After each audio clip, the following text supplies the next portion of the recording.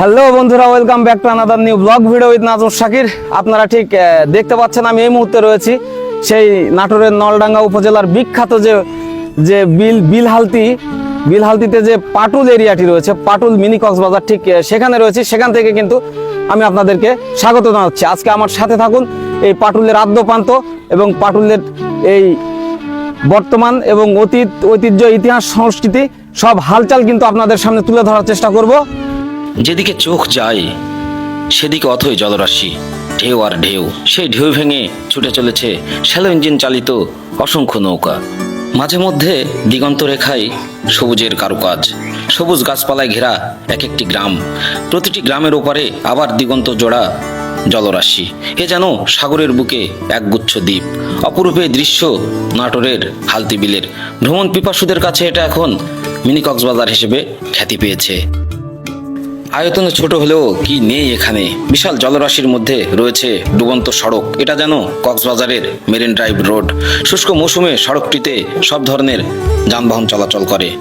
বর্ষায় সড়কের দুই পাড় যখন পানিতে ভরে ওঠে তখন সড়কটি সমুদ্র সৈকতের রূপ নেই। সড়কের উপর দিয়ে বয়ে যাওয়া শীতল পানিতে পা ভিজিয়ে পর্যটকরা হাঁটতে থাকেন। কেউ বা পানির বুক চিরে বাইক চালিয়ে সমুদ্র সৈকতের আমেজ উপভোগ করেন। সবশেষে নানা রঙের রঙিন নৌকায় চেপে ঘন্টার পর ঘন্টা পানিতে ভেসে চলেন। অনেকে বিলের জলে গা ভিজিয়ে গোসল সেরে নেন। নৌকায় চেপে চলে যাওয়া যায় সোজা পশ্চিমে মাধনগর এলাকায়। এখানে বিল ঘেঁষে চলে গেছে রেল লাইনের পাশ দিয়ে হাঁটতে হাঁটতে নির্মল বাতাসের স্পর্শ নেওয়া যায়। হালতি বিল এলাকার প্রবীণ আইনজীবী সিরাজুল ইসলাম বলেন, নাটোর শহর থেকে 8 কিলোমিটার উত্তর পশ্চিমে হালতি বিলের অবস্থান। প্রায় 40,000 একর জুড়ে বিলটি বিস্তৃত। হালতি বিলকে দেশের সবচেয়ে গভীর বিল বলা হয়ে থাকে। বর্ষায় এর গভীরতা দাঁড়ায় প্রায় 12 মিটার। শুষ্ক মৌসুমে পানির বিস্তৃতি কমে গেলেও একেবারে পানি শূন্য হয়ে পড়ে না। ব্রিটিশ আমলে এই বিলে বিরল প্রজাতির হালতি পাখি থাকতো। ব্রিটিশ কর্মকর্তারা পাখি শিকারের জন্য এখানে আসতেন। সেই থেকেই বিলটির নামকরণ করা হয় হালতির বিল।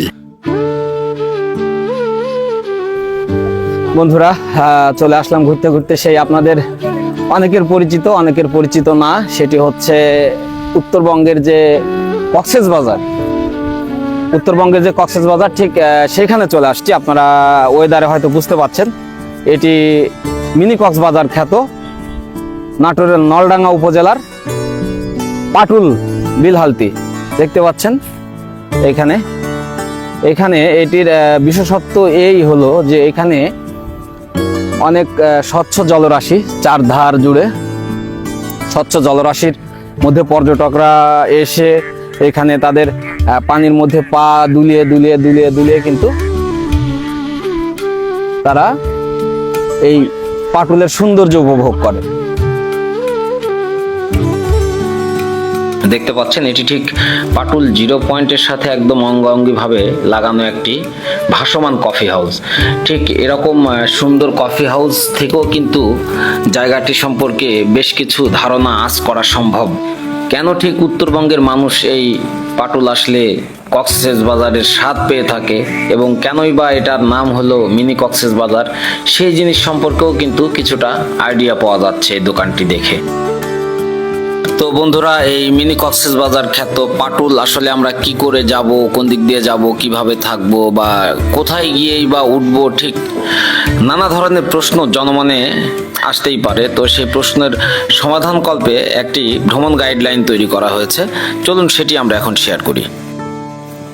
নাটোর শহরের মাদ্রাসা মোড় থেকে অটোরিকশায় 25 থেকে 30 টাকা ভাড়া দিয়ে হালতি বিলের প্রবেশপথ পাটুল ঘাটে পৌঁছানো যায়। এছাড়া নলডাঙ্গা উপজেলা সদর থেকে 15 থেকে 20 টাকা ভাড়া দিয়ে অটো কিংবা ভ্যান রিক্সা যোগেও পাটুল ঘাটে যাওয়া যায়। এ ঘাটে বাঁধা থাকে সারি সারি নৌকা। ঘন্টা হিসেবে চুক্তি করে নৌকায় চেপে হালতি বিলে ঘুরে বেড়ানো যায়। তবে নৌকায় ওঠার আগে জেনে নেওয়া ভালো নৌকায় প্রয়োজনীয় নিরাপত্তা সামগ্রী আছে কিনা। খাবারের জন্য পাটুল ঘাটে কিছু হোটেল থাকলেও বর্তমানে একটি 3 তারকা মানের হোটেল দ্য ওয়েসিস নামের একটি প্রতিষ্ঠান যাত্রা শুরু করেছে, যেটিতে থাকছে বাংলা থাই, চাইনিজ থেকে শুরু করে দেশি বিদেশি নানা ধরনের খাবার এবং রিসোর্টের ব্যবস্থা। অবশ্যই বলবো যে এটি অবশ্যই হালতির বুকে একটি বিস্ময়। এইরকম একটি সেবামূলক একটি প্রতিষ্ঠান যে দাঁড়ালো, তাতে করে কিন্তু এই পাটুলের পর্যটন যে শিল্প সেটি কিন্তু আরো এক ধাপ এগিয়ে গেল। সেই জায়গা থেকে আমি আমার পার্সোনাল জায়গা থেকে আমি অবশ্যই স্যারকে অনেক অনেক ধন্যবাদ। স্যার জনাব মোহাম্মদ আশফাকুল ইসলাম, আমি তার কাছে জানতে চাইবো আসলে কোন জায়গা থেকে ঠিক আপনি এই দা ওয়েসিস হোটেল অ্যান্ড রেস্টুরেন্টের যাত্রা শুরু করতে চাচ্ছেন? প্রথমে আমি শুভেচ্ছা জানাই আমার নাটোরবাসী এবং হালতি এলাকার সকল জনগণ এবং আমার মাননীয় সংসদ সদস্য জনাব শফিকুল ইসলাম শিমুল সাহেবকে। আসলে এই উদ্যোগটা মূলত আমি গ্রহণ করি আমার এমপি শফিকুল ইসলাম শিমুল সাহেবের কারণেই। শিমুল সাহেব এই অঞ্চলকে মিনি কক্সবাজার হিসাবে আখ্যায়িত করেন, কিন্তু এই জায়গাতে পর্যটনের তেমন কোনো সুযোগ সুবিধা ছিল না এবং এখানে বেড়াইতে আসলে প্রচুর পর্যটক বেড়াইতে আসেন, নৌকায় ঘুরেন, বিলের সৌন্দর্য উপভোগ করেন, কিন্তু এখানে কারো কোনো ওয়াশরুমের প্রয়োজন হলে, খাবার দাবারের কোনো প্রয়োজন হলে বা বৃষ্টির সময় বা অন্যান্য সময় কোথাও যে আশ্রয় নেবে এর কোনো সুযোগ তেমন ছিল না। এই প্রেক্ষাপট থেকে আমি এটাকে রিয়েলাইজ করি যে যদি এই বিলের মধ্যে একটা ভালো রেস্টুরেন্ট এবং থাকার জায়গার ব্যবস্থা করা যায়, তাহলে পর্যটক তথা এলাকার জনগণ সকলে এখানে বেড়াইতে এসে সুন্দরভাবে বিলের সৌন্দর্য উপভোগ করতে পারবেন, তাদের রুচিসম্মত খাবার খেতে পারবেন এবং তারা এখানে যে কোনো বিপদ আপদ বা বৃষ্টির সময় আশ্রয় নিতে পারবেন। জি, বুঝতে পেরেছি। কি কি সেবা থাকছে স্যার আপনার এখানে? আমার থাকার ব্যবস্থা থাকবে, তবে সেটার আমি এখনো ব্যবস্থা করতে পারি নাই, সেটার কার্যক্রম চলছে। এখানে মূলত আমি সবাইকে সব ধরনের বাংলা থেকে শুরু করে বাংলা, চাইনিজ, থাই এবং অন্যান্য কন্টিনেন্টাল খাবারের ব্যবস্থা থাকবে এখানে।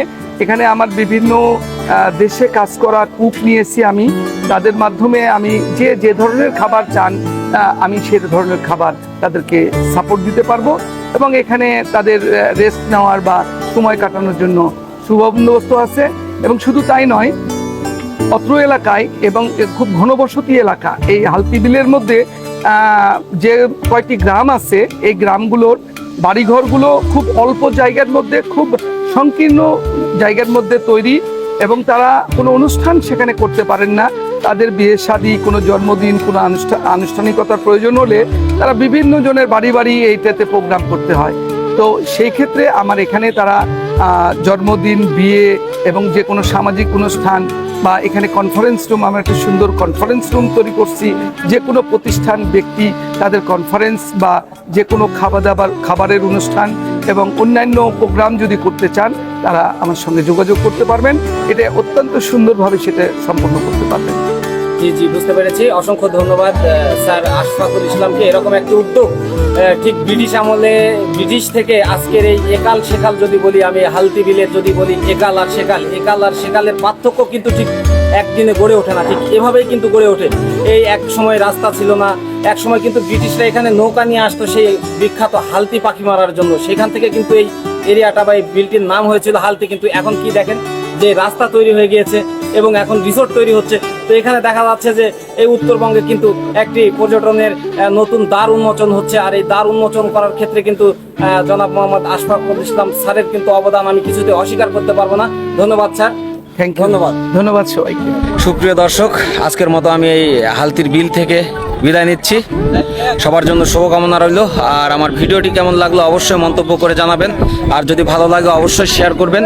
আর পরবর্তী ভিডিও পাওয়ার জন্য, এরকম নিত্য নতুন ভিডিও পাওয়ার জন্য অবশ্যই আমার চ্যানেলটি সাবস্ক্রাইব করবেন। ধন্যবাদ।